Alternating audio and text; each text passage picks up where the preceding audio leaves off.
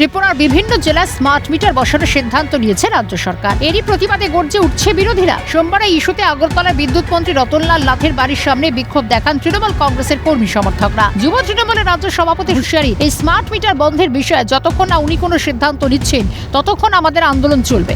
Smart meter নামে সারা ত্রিপুরা রাজ্যের জনগণকে যেভাবে পূজা চাপিয়ে দিচ্ছে এবং বেসরকারীকরণের লক্ষ্যে তারা টাটা, আম্বানি, আদানি তাদের পকেট ভরার জন্য মন্ত্রী রতনবাবুর নেতৃত্বে তারা স্মার্ট মিটার নামে মানুষের ঘাড়ে চাপিয়ে দিতে চাইছে। সেটা আমরা তৃণমূল কংগ্রেসের পক্ষ থেকে আমরা তার বিরোধিতা করছি তীব্র। এবং আজকে মন্ত্রী রতননাথের বাড়ির সামনে আমরা এসে ধর্নায় বসেছি যে মন্ত্রী যতক্ষণ পর্যন্ত না সিদ্ধান্ত নেবে যে স্মার্ট মিটার বন্ধ করবে পরে বিক্ষোভকারীদের আটক করে এডি নগর পুলিশ রিজার্ভ মাঠে নিয়ে যাওয়া হয়। এদিকে স্মার্ট মিটার নিয়ে বিরোধীদের তোলা যাবতীয় অভিযোগ উড়িয়ে দিয়েছেন ত্রিপুরার বিদ্যুৎ মন্ত্রী রতনলাল নাথ। তার আশ্বাস, স্মার্ট মিটারে কোনো ত্রুটি বিচ্যুতি ধরা পড়লে তিনি তৎক্ষণাৎ ব্যবস্থা নেবেন। এই স্মার্ট মিটারে যদি ভুল থাকে আমাকে ধরিয়ে দেবেন, সাথে সাথে স্টপ। মাননীয় মুখ্যমন্ত্রীকে বলবো এটা নিয়ে কিছু করা দরকার, কিন্তু আমি জনগণের সাথে বিভ্রান্ত করতে যাব না।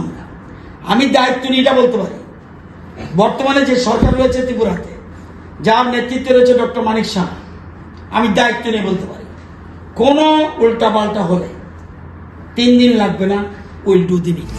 স্মার্ট মিটার ইস্যুতে কেন্দ্রীয় শিক্ষা প্রতিমন্ত্রী সুকান্ত মজুমদারের সাম্প্রতিক মন্তব্য প্রসঙ্গে ত্রিপুরার বিদ্যুৎ মন্ত্রী জানান, উনি কোন পরিপ্রেক্ষিতে ওই কথা বলেছেন তা আমি জানি না। সুকান্ত বাবুর মতো বলছেন, আমিও দেখেছি।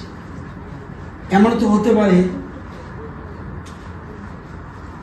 অথরাইজ নয় মিটারগুলি, কি প্রসঙ্গে বলেছে I don't know.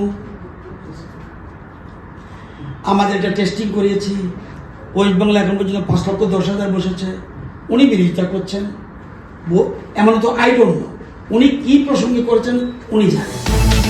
Smart meter নিয়ে প্রতিবাদের ঢেউ আছড়ে পড়েছে ত্রিপুরা। এই ক্ষোভের প্রেক্ষিতে রাজ্য সরকার আগামী দিনে কি সিদ্ধান্ত নেয় সেদিকেও নজর থাকবে ত্রিপুরাবাসীর। দেবাশিস বসুর রিপোর্ট, ক্যালকাটা নিউজ।